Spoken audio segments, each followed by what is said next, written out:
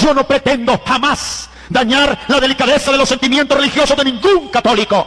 Dios me ha permitido recorrer más de 34 países predicando las buenas nuevas del reino de Dios. No me meto con los católicos, no quiero dañarlo, no quiero ofenderlo. Pero si usted le pregunta a cualquier satanista, si usted le pregunta a cualquier aspirante al satanismo, ¿qué relación tiene el catolicismo y el satanismo? Te dirá que caminan mano a mano. Un mismo altar sirve para las dos cosas. Si de algo le doy gracias a Dios, es que en su misericordia nos sacó de allá, y ahora adoramos a Dios en espíritu y en verdad. Pero los ídolos, no importa de qué tamaño sean, en sí son muertos. No importa de qué material estén hechos, si son de oro, de plata, de bronce, de madera o de barro, son muertos. Aleluya al Señor. Yo quiero dar testimonio de cómo Cristo sacó mi vida de los tenebrosos y oscuros caminos del satanismo. La Biblia nos enseña que hay dos reinos espirituales invisibles al ojo humano. Sin embargo, estos reinos son reales y están latentes en cada rincón de la tierra. Uno de estos reinos es el reino de las tinieblas. En ese reino hay un máximo líder que ejerce control.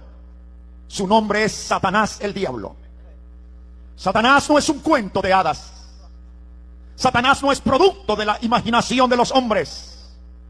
Satanás no es invento de los concilios eclesiásticos. Satanás es un personaje real y verídico. La Biblia dice que Satanás no opera solo en la faz de la tierra.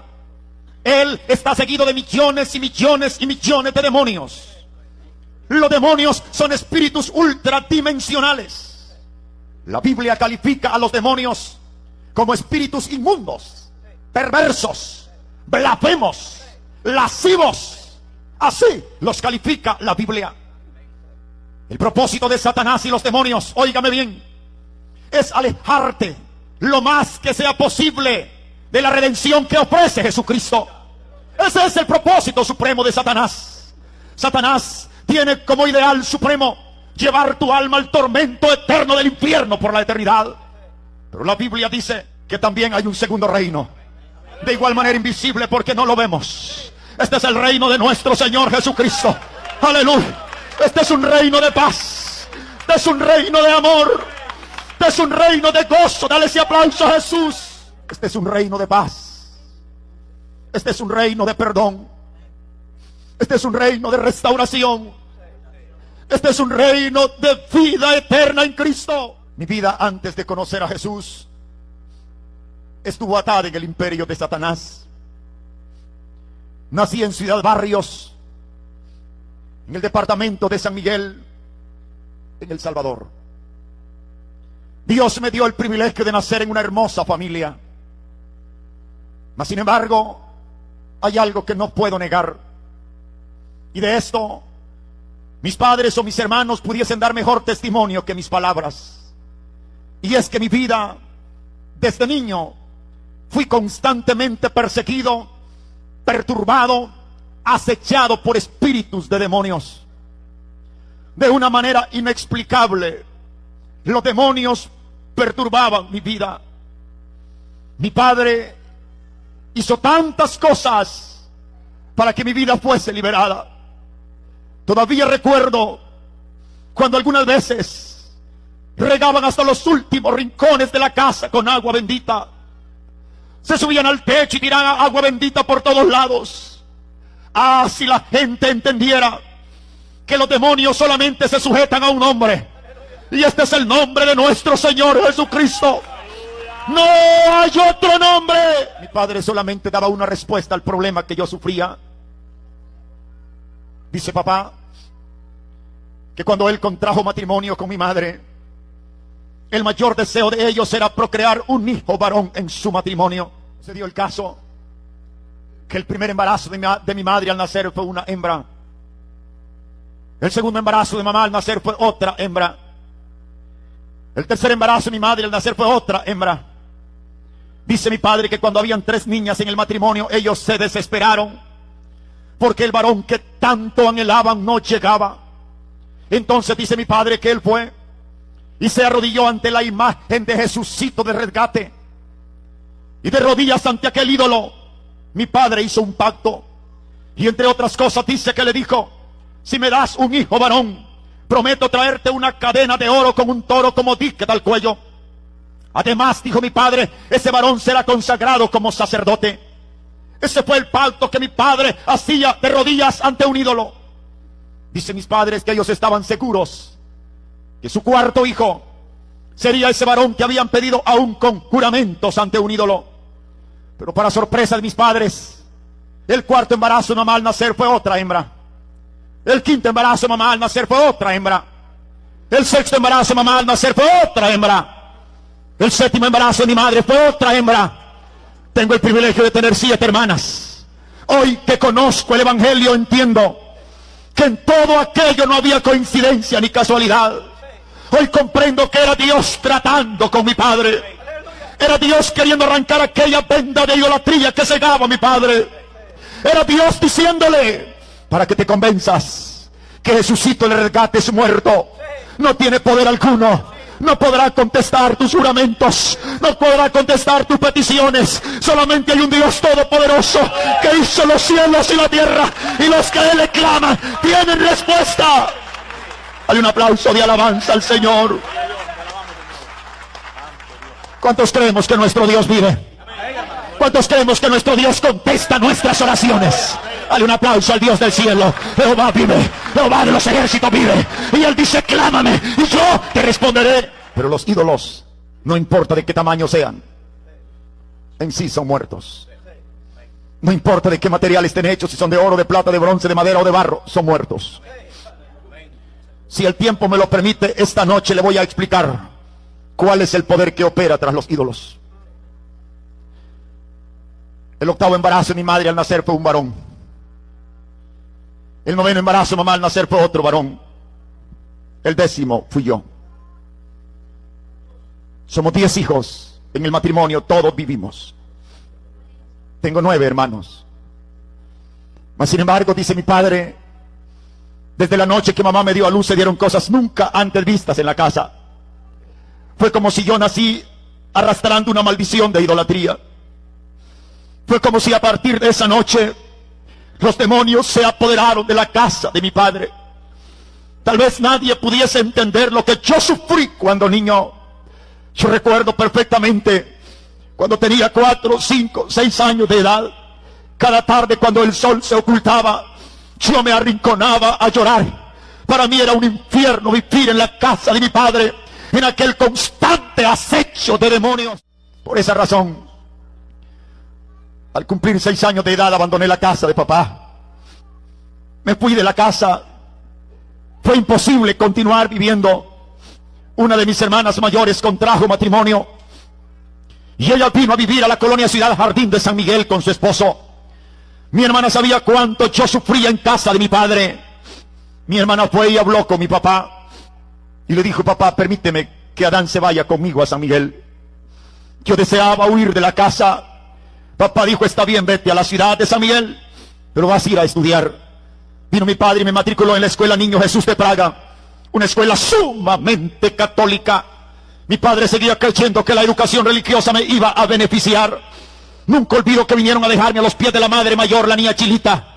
Ella me enseñaba a rezar todas las mañanas y todos los mediodías. Repito, solamente hay un nombre ante el cual los demonios se sujetan.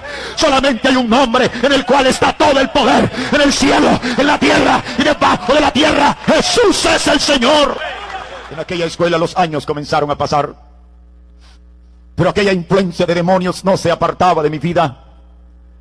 Cuando cumplí 12 años de edad, un vecino a la casa de mi hermana, él era bastante mayor de edad, nunca olvido a Julio César. Julio vino un día y me dijo, Adán, necesito hablar urgentemente contigo. Quiero que llegues a mi casa después de medianoche. Recuerdo esa noche cuando llegué a la casa de mi vecino, cuando entramos a su cuarto, de una de gavetas así él sacó unas barajas. Yo nunca en mi vida había visto el tarot. Mas sin embargo el tarot es una baraja que se usa para invocar espíritus ultradimensionales, para consultar a los demonios. Cualquiera de las 2 barajas del tarot que se usen tienen el mismo propósito. Mi amigo sacó una baraja del tarot y la puso en una mesa. Luego llenó un vaso cristal con agua y lo puso en la parte izquierda. Y me dijo, solo te pido que me ayudes. no apartes tu mirada de ese vaso lleno de agua, porque no podremos tocar las cartas, dijo mi amigo, hasta que ellos vengan, hasta que ellos estén con nosotros. Y cuando ellos vengan, me dijo, se van a tomar el agua que está dentro del vaso. Yo pensé que esperábamos a alguien más, y le dije, ¿quién más va a llegar acá? Y él me dijo, vendrán espíritus del más allá, vendrán demonios, no podremos tocar las cartas hasta que ellos se manifiesten. Me dio risa, pensé que aquello era una perfecta locura, pero te garantizo, quizá no habían pasado ni 7 minutos, cuando yo comencé a sentir una presencia rara en aquel cuarto. Yo sentía que mi piel se erizaba, yo comencé a sentir una presencia extraña que envolvió mi cuerpo, y al estar viendo aquel vaso de agua, el nivel comenzó a bajar lentamente dentro del vaso.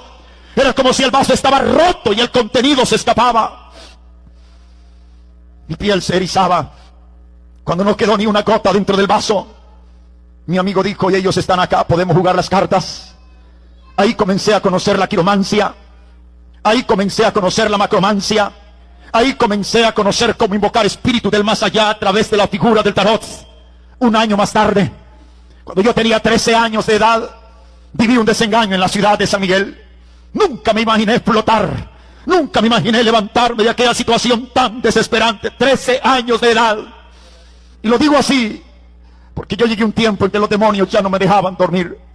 A veces durmiendo me iba y despertaba en enormes sobresaltos. Yo oía voces de demonios que me hablaban al oído, y los demonios me decían, levántate, mátate, suicídate, quítate la vida, tú no vales nada, tú no sirves para nada. Eso me lo repetían los demonios noche a noche, a cada rato. La Biblia dice que el diablo es homicida desde el principio. La Biblia dice que el diablo vino a hurtar, a matar, a robar y a destruir. Pero también dice la Biblia que Jesucristo vino a deshacer las obras del diablo. Jesucristo vino para que todo aquel que en él cree no se pierda, mas tenga vida eterna. Recuerdo una noche, confundido, desesperado. Yo muchas veces había buscado la Gillette con la que mi cuñado se afeitaba, con la intención de romperme las venas y morir, hasta derramar la última gota de mi sangre. Dios sabe, siempre me hizo falta el valor para hacerlo. Pero una noche, desesperado, en medio de aquella confusión demoníaca, yo abrí la puerta de la casa y comencé a caminar hacia la falda del volcán. Nunca olvido que pasé unas inmensas propiedades de un terrateniente que había ahí, el doctor Paniagua. Y después de tanto caminar, tropecé con un cerco de hilo de alambre. Aquel cerco quizás tenía unas 6, 7, 8 hebras de alambre. Al llegar a aquel alambrado me tomé con toda mi fuerza de los hilos de alambre y me tendí a llorar. Era medianoche. De repente yo podía oír como las gotas de mi sangre caían a mis pies. Las púas del alambre habían roto mis manos. Aún llevo cicatrices donde esa noche mis manos fueron perforadas por aquellas púas de alambre. Y mientras mi sangre goteaba, yo comencé a oír pasos a mi espalda. Yo escuché que alguien venía atrás de mí. De inmediato pensé que era mi vecino, que estaba pendiente y me estaba siguiendo. Pero cuando sentí una mano aquí en mi hombro, yo volví a ver. Nunca olvido que entre la poca claridad de la noche vi a un hombre común y corriente. Nunca antes lo había visto. Aquel hombre me dijo, ya no llores, busca venganza. Y luego metió un pedacito de papel de regular tamaño al bolsillo de mi camisa. Y me dijo, en ese papel llevas una dirección escrita, búscala y dile a quien te reciba que yo te envío en forma especial. Aquel hombre siguió caminando en dirección al cráter del volcán. Lo extraño que yo observé es que él no hizo ningún movimiento por pasar al otro lado de aquel cerco. Él pasó caminando en medio de los hilos de alambre como si era un fantasma. Eso sí me sorprendió. Mas sin embargo yo quedé llorando un rato más. Esa madrugada volví a casa. El siguiente día busqué aquella dirección escrita en el papelito. Nunca olvido cuando la encontré. Era una lujosa casa que estaba sobre la 7ª calle poniente de la ciudad de San Miguel. Daba la idea como si el dueño de la casa era un millonario. Nunca olvido que esa casa tenía unos lujosos barandales blancos, unos engramados verdes muy hermosos, y dentro de aquella propiedad se veían varios vehículos, pero todos estaban sucios, descuidados, cubiertos de polvo. Daba la idea como si nadie vivía en la casa, como si aquella casa estaba abandonada. Mas yo estaba seguro que esa era la dirección y comencé a llamar y a llamar con insistencia a aquella puerta. Nunca olvido cuando la puerta se abre lentamente y salió un hombre. Aquel hombre traía una sonrisa contagiosa como si me conocía de antes. Se acercó y me dice: joven, ¿qué deseas? ¿En qué puedo servirte? ¿Por qué insistes tanto en llamar a la puerta? Yo le conté a este hombre lo que me pasó la noche anterior y le di el pedacito de papel. Cuando él lo tuvo en sus manos me dijo: no tengas ningún temor, yo soy la persona que te ayudará. Confía en mí, yo te ayudaré. Solamente te pido que vengas a quedarte 7 noches a esta casa, me dijo aquel hombre, y después hablaremos. Quizá no eran las 9 de la noche cuando yo entré por primera vez a aquella casa. Nunca olvido que cuando llegué, la puerta principal estaba entreabierta. Cuando entré habían suspendido la energía, no había luz dentro de la casa. Todo se veía oscuro, pero al fondo de aquella casa se apreciaba la opaca luz de unas velas encendidas. Yo creí que dentro de aquel cuarto estaba el hombre que me había recibido esa mañana, y me dirigí al cuarto. Cuando entré, encontré la forma de un pequeño altar rodeado de velas encendidas, pero no había nadie en el cuarto. Yo me senté a esperar que él llegara, mas él no llegó. Como a las 12 de la noche, aquellas velitas se fueron apagando de una en una porque se iban terminando. Quedé completamente solo en aquel cuarto. En completa oscuridad, no se veían ni mis manos. Allí amanecí. Esta experiencia me sucedió la primera, la segunda, la tercera, la cuarta, la quinta, la sexta noche. En la 7ª noche, cuando yo entré, nunca olvido que estaba aquel hombre que me había recibido 7 días atrás sentado en una silla. Traía 2 libros de regular tamaño. Y aquel hombre me dijo: te felicito porque viniste puntualmente en las noches anteriores. No me has visto, me dijo, mas yo estuve todas las noches aquí contigo. Entonces se identificó y me dijo: yo soy el profesor Fronteras. Soy de México y soy el representante de la iglesia satánica en El Salvador. Cuando este hombre me dijo estas palabras, hermano, aquella experiencia que yo había tenido en el cuarto con mi vecino cuando él invocó demonios volvió a repetirse. Yo sentí como si una presencia oscura del infierno envolvió mi cuerpo. Yo sentí que toda mi piel se erizaba. No tengo palabras para explicarte lo que yo sentía esa noche. Esa noche el profesor Fronteras no paró de darme una terapia intensiva, un bloqueo psíquico consciente. Él trató de concientizarme toda la noche. Me dijo el profesor: yo quiero que te quedes conmigo. En estos libros, me dijo, se encuentran los poderes dimensionales del más allá. Aquí están las facultades del más allá. Tú debes conocerlas. Pero yo no puedo elegirte. Recuerdo que me dio papel, me dio lápices. Él se levantó y en un pequeño pizarrón escribió 3 preguntas tomadas de uno de los libros.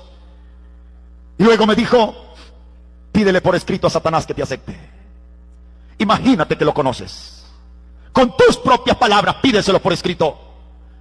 Eso sí, me dijo, esas 3 preguntas que están escritas en el pizarrón, inclúyelas al centro de la carta. Cada una de las preguntas estará seguida de un espacio en blanco. Esa madrugada yo terminé aquella carta. Esperé el día indicado que el profesor señaló. Fue la noche de un viernes, cuando yo fui a una montaña, a un lugar deshabitado, y bajo una roca deposité aquel sobre. El profesor solamente me dijo: señala el lugar para que no te equivoques cuando vayas por la respuesta. Ese viernes a las 12 de la noche que fui a dejar aquel sobre, te garantizo, todo fue normal. Yo fui, deposité el sobre bajo una roca, señalé el lugar, regresé, no sentía absolutamente nada. El profesor Fronteras me dijo: vamos a esperar hasta que los espíritus indiquen cuándo vas a ir por la respuesta. Y digo esto porque no todos los aspirantes al satanismo esperan el mismo lapso de tiempo. Según los libros oscuros, algunos esperan 3 noches, otros esperan 5, algunos esperan 7, otros esperan 9, algunos esperan 11 y otros esperan un máximo de 13 noches para ir por su respuesta. A mí me tocó esperar 7 noches. Nunca olvido que en ese espacio de 7 días y 7 noches, el profesor Fronteras me instruyó intensivamente.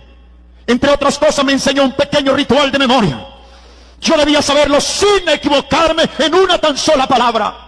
Aquel ritual debía de rezarlo 7 veces, arrodillado así solo en mi rodilla izquierda la noche que fuera por la respuesta. Además, me dijo el profesor, cuando vayas por la respuesta vas a llevar una velita de 7 pulgadas. una cajuelita de cerillos para encender la vela que estará en tu mano izquierda, y además un algodoncito blanco empapadito con aceite del altar mayor de cualquier iglesia católica romana. Yo no pretendo jamás dañar la delicadeza de los sentimientos religiosos de ningún católico. Dios me ha permitido recorrer más de 34 países predicando las buenas nuevas del reino de Dios. No me meto con los católicos, no quiero dañarlo, no quiero ofenderlo. Pero si usted le pregunta a cualquier satanista, si usted le pregunta a cualquier aspirante al satanismo, ¿qué relación tiene el catolicismo y el satanismo? Te dirá que caminan mano a mano. Un mismo altar sirve para las dos cosas. Si de algo le doy gracias a Dios, es que en su misericordia nos sacó de allá, y ahora adoramos a Dios en espíritu y en verdad. Esa noche que yo fui por aquella respuesta, yo recuerdo cuando llegué, inició el ritual, me arrodillé tal como el profesor me lo había indicado, pero nunca olvido, quizás yo estaba a mitad del ritual cuando todo cambió. Yo sentí un viento frío que apagó la vela que estaba encendida en mi mano izquierda. Y ahí, hermano, no tengo palabras para explicarte lo que sucedió. Yo sentí como si estaba arrodillado en gelatina. Ya me parecía que la tierra se abría y yo me iba al abismo. Estoy hablándote de las 12 de la noche un viernes en una montaña, solo de rodillas ante un ritual satánico. Dios es mi testigo, yo apreté mis ojos a más no poder. Yo cerré mis ojos a más no poder. En ese momento yo sentí pasos a mi alrededor. Yo sentía como si el mismo diablo, los demonios caminaban alrededor de mi persona. Yo estaba seguro que si extendía mi mano, así tocaba a alguien. Aquella experiencia fue horrible, tenebrosa. Quizá duró unos 15 o 20 minutos. Cuando todo pasó, yo temblaba así, mira, de pies a cabeza. Recuerdo que tomé aquel sobre, me vine corriendo hasta el profesor Frontera que me estaba esperando, y puse el sobre en sus manos. Cuando el profesor leyó la carta, abrió sus brazos y me dijo: bienvenido, los espíritus te aceptaron. Luego el profesor Fronteras me dio así la mitad de un vaso a tomar. ¿Qué había dentro del vaso? Yo no lo sabía ni le pregunté. A esas alturas yo estaba ya sufriendo una fiebre terrible. Yo solo me tomé el contenido del vaso. Hasta después me di cuenta, en el satanismo, cuando uno finaliza la etapa de iniciación, y digo esto porque el satanismo tiene 7 niveles. Cada nivel tiene 160 horas de enseñanza, dejando un espacio de 20 horas en cada nivel para reafirmar algo que no se haya asimilado bien durante el proceso normal. Pero cuando uno finaliza la etapa de iniciación, que es el nivel primario, quien lo instruye a uno, esa noche que uno es aceptado por los espíritus, rompen una Biblia así y arrancan páginas de una Biblia y las queman al fuego. Y la ceniza de las páginas de la Biblia las recogen con cuidado sobre la mitad de un vaso de agua y la disuelven y se la dan a tomar a uno como una franca blasfemia a la palabra de Dios. No es extraño, en los círculos satánicos a cada rato se queman Biblias, se rompen Biblias, se escupe sobre las Biblias, se paran sobre las Biblias y muchas blasfemias más. Hoy que conozco el Evangelio, el Espíritu Santo me ha dicho: no importa lo que los brujos hagan con la Biblia, no importa lo que los satanistas hagan con la Biblia, pueden quemar las Biblias que quieran, pueden romper las Biblias que les dé la gana, mas el poder del Evangelio no hay quien lo detenga en la faz de la tierra. Este Evangelio es indetenible. Nadie podrá detener el avance de la iglesia evangélica. Ni brujos, ni hechiceros, ni espiritistas, ni parapsicólogos, ni psíquicos, ni mentalistas, ni satanistas, ni los demonios, ni el diablo. Nadie puede detener la iglesia de Jesús. ¿Sabes por qué? ¿Sabes cuál es la victoria de la iglesia evangélica? Delante de nosotros va un Cristo resucitado. Delante de nosotros va un Cristo que derrotó al diablo, que derrotó la muerte. Esa noche inició mi escuela formal en el satanismo. 3 horas no me alcanzarían para relatarle mi pasado. Seré breve, porque si algo me interesa dar testimonio, es como Cristo alcanzó mi vida. Ahí comencé a ser instruido de manera formal por el profesor Fronteras. El satanismo es un proceso sistemático de aprendizaje basado prácticamente en una dialéctica lógica que conlleva la voluntad de los hombres a una adoración franca y abierta a Satanás. Pasados algunos meses, El profesor Fronteras me dijo: no podemos pasar a niveles mayores a menos que tú ritualices con sangre. Y comenzó a prepararme integralmente, cuerpo, alma y espíritu, hasta que llegó la noche de un viernes, nunca olvido, en la cual, después de amplia orientación, se me pidió poner mi calcañar izquierdo así, junto al altar mayor de una iglesia tradicional, a las 12 de la noche, y dar 7 pasos normales, y al paso 7º, romper las venas de este brazo izquierdo, y hacer un círculo con mi propia sangre, así. Y yo debí quedar rodeado de mi misma sangre. Tú puedes ver la cicatriz que llevo acá, la noche que estas venas fueron cortadas. Y luego se me dio una página de papel, donde habían muchas blasfemias, muchas conjuraciones. Yo debía de leerlas de una en voz alta, y estar dispuesto a cumplirlas al pie de la letra tal como estaban escritas. Esa noche fue horrible, esa noche fue macabra. Yo recuerdo que cuando salía de ahí, yo me tocaba a mí mismo para saber si aún estaba con vida. Llegué después de la 1 de la madrugada al profesor Fronteras. Cuando yo llegué a él, todavía caían gotas de sangre por las puntas de mis dedos. No paraba de salir sangre de las venas que se habían cortado esa noche. Aún así, esa noche, el profesor marcó mi cuerpo con tatuajes imborrables. Y digo imborrables porque los tatuajes que le hacen aún en el satanismo se los hacen con fuego al rojo vivo. El primer tatuaje está acá, tú puedes tocarlo. Me lo hicieron con una varilla de hierro al rojo vivo, la cruz invertida. Este es la primer emblema del satanismo. Esa cruz invertida también está lacerada con fuego aquí sobre mi corazón. El siguiente tatuaje está aquí en mi pierna izquierda, el famoso pentagrama satánico, a través del cual se invocan demonios. El siguiente tatuaje está en toda mi espalda izquierda acá. Esta es la imagen de Satanás. Este es un ángel hermoso que en esta mano así tiene una calavera. En la otra mano derecha tiene una cruz invertida. Por respeto, no me quito la camisa para enseñarte todos estos tatuajes. El profesor Fronteras me decía: desde esta noche debes de saber que ese ángel que llevas en la espalda es Satanás. Esa calavera que Satanás tiene en la mano izquierda es Jesucristo. Y esa cruz en la mano derecha de Satanás representa que Satanás mató a Cristo. Y cuando lo mató, lo mandó de cabezas a lo profundo del infierno. Dije hace un momento que el satanismo es una enseñanza basada en una dialéctica lógica. El satanismo, me decía el profesor Frontera, debe de saber que lo más estúpido de Dios fue haber mandado a Cristo a la cruz. Porque Cristo murió como un fracasado. Cristo murió como un cobarde. El peor fracaso de Dios es la muerte de Cristo, dice el satanismo. Y ellos dicen: dame tú la respuesta. Si dos vienen a pelear a un ring, ¿quién es más poderoso, el que cae o el que queda de pie? ¿Quién tiene más poder?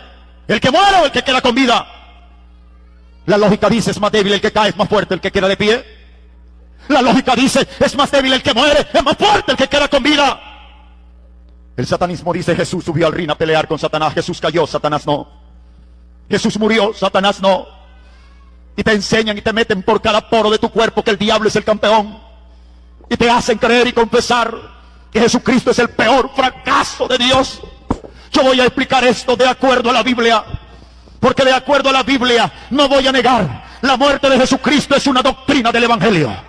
Jesús murió, es cierto, pero es mentira del diablo que Jesús murió peleando en un ring con el diablo.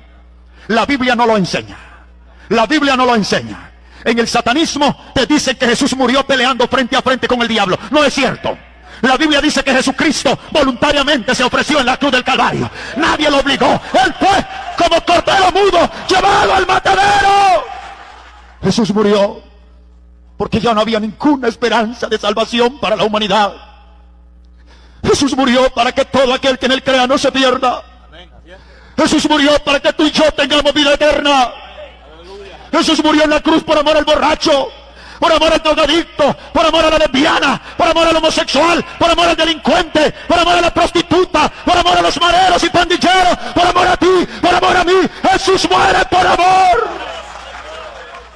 En el satanismo cada noche te dicen miles de veces: Jesús murió. Jesús murió, Jesús murió, Jesús murió, Jesús murió. Pero nunca te dicen que resucitó. Y la Biblia no solamente habla de la muerte de Jesús. La Biblia afirma que al tercer día se levantó de los muertos. ¿Cuántos creen conmigo que Jesucristo vive? Ponte de pie y dale un aplauso. Si crees que vive, dale un aplauso al Cordero de Dios. Dale un aplauso lo más fuerte que puedas. Confiésalo conmigo: Jesucristo está vivo. Confiésalo. Jesucristo está vivo. Esa misma noche de aquel pacto de sangre que marcaron mi cuerpo con todos estos tatuajes, yo me comprometí a una serie de cosas. Entre otras cosas, me comprometí, como lo hace todo satanista que hace este ritual, a ayunar por la causa satánica 2 veces por semana. Los satanistas ayunan todos los miércoles y todos los viernes desde las 6 de la mañana a las 12 de la noche, sin fallar un día. Yo le ayuné al diablo más de 5 años. Nunca olvido eso, porque a veces esos ayunos terminan con rituales de sangre. No siempre, porque a veces esos rituales de sangre se hacen cada 13 meses o cada 13 viernes. Eso está sujeto a los espíritus, los cuales a través de un medium señalan y determinan cuál va a ser el ayuno, cuál va a ser el viernes que va a terminar con sangre. Pero cuando ese día es señalado por demonios, nunca lo podré olvidar. Yo estuve en diferentes ocasiones en esos ayunos de sangre que terminan con sangre. Cuando se va a terminar un ayuno que los demonios piden que se termine con sangre, hacen el famoso pentagrama satánico en el piso y luego lo rodean de velas y se establece el altar satánico.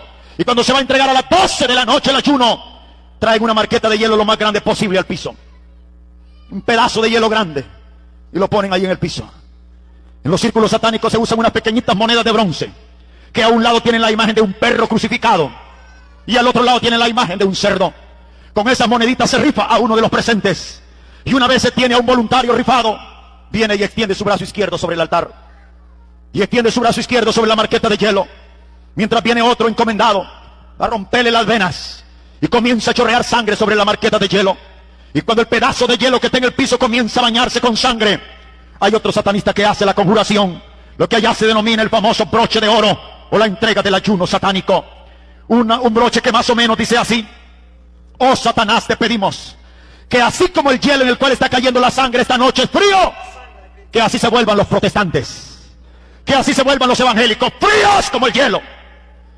Que le pese la boca dar un amén, un gloria a Dios o un aleluya. Que se hace una iglesia muerta, que no quieras aplaudir. A mí me importa poco si piensas que soy un loco, un fanático, pero el Cristo que salvó mi vida vive. Y si Cristo vive, yo vivo. Yo vivo porque Cristo vive. A mí me tocó muchas veces ser donante voluntario de sangre. Si tú ves solamente esta mano izquierda, tiene más de 15 cicatrices. Aquí están las cicatrices grandes, las diferentes veces que mis venas fueron cortadas. Nunca olvido una noche en un ritual satánico, este dedo, mira, me quedó en un hilo. Aquí puedes ver la cicatriz desde acá hasta acá. Solamente en esta mano hay más de 15 cicatrices. Las diferentes veces que fui donante voluntario de mi sangre, rituales satánicos. Nunca soñé ser evangélico, te lo garantizo. Jamás cruzó por mi mente ser protestante, ni mucho menos predicador del evangelio. Cuando yo veía a los evangélicos se me revolvía el estómago, me daban náusea, me daban deseos de vomitar. Yo estoy aquí por la pura misericordia de Dios. Yo estoy aquí porque Él vino a buscar y a salvar lo que se había perdido. Muchas veces a esos rituales de sangre llevan fotografías de pastores para conjurarlas. Yo siempre digo: ora por tu pastor, ora por los siervos de Dios. Allá afuera el diablo está desarrollando un trabajo demoledor y da vergüenza como la iglesia duerme. Y da vergüenza la iglesia del siglo XXI. Convoca a la iglesia a un ayuno como que vacaciones se les ha dado. Estamos tan acomodados, tan tranquilos. Yo quisiera, hermano amado, ver el día que suene la final trompeta, a ver cuántos de los que decimos ser evangélicos no vamos. Yo seguí siendo instruido por el profesor Fronteras. Yo llegué a conocer 18 libros satánicos de pasta a pasta. Yo leí el libro infernal, manual de ocultismo, llaves del misterio, el poder está en tus manos, ventanas a la oscuridad, jerarquía de demonios, invocación de demonios, la cabra negra, la cabra roja, los misterios del infierno, los secretos de Salomón, los secretos del infierno, la clavícula de Salomón. Son libros satánicos que se usan. Si yo estoy aquí, repito, es por la pura misericordia del Señor. Yo hice un ritual de 7 noches en medio de 4 tumbas del cementerio en la ciudad de San Miguel. Nunca olvido que antes de iniciar ese ritual de 7 noches en medio de 4 tumbas, el profesor Frontera me decía, tal como está en los libros: asegúrate, investiga, que bajo ninguna de las 4 cruces escogidas para este ritual esté sepultado el cadáver de un protestante. Investígalo, investígalo, asegúrate. Y uno anda como loco preguntando: perdone, ¿qué religión tenía la persona que murió y fue sepultada ahí? Hasta encontrar 4 tumbas bajo las cuales estén sepultados cadáveres de personas que no hayan sido evangélicos. Y eso todavía está sujeto a una sesión con un medium. Eso todavía es llevado a un espiritista, el cual invoca espíritus ultradimensionales para que ellos reconfirmen si el lugar que uno ha escogido es apto o no para aquel ritual. Yo le pregunté al profesor qué pasa si no se toma en cuenta eso, y él me dijo: no te lo puedo explicar. Hoy entiendo el poder que hay en los evangélicos. Tú y yo no somos cualquier cosa, hermano amado. Tú y yo somos el cuerpo de nuestro Señor Jesucristo. Nuestros nombres están escritos en gloria. ¡Aleluya! Dale ese aplauso de alabanza al Señor. Gloria a Dios. El profesor Frontera me decía: averigua, porque tú me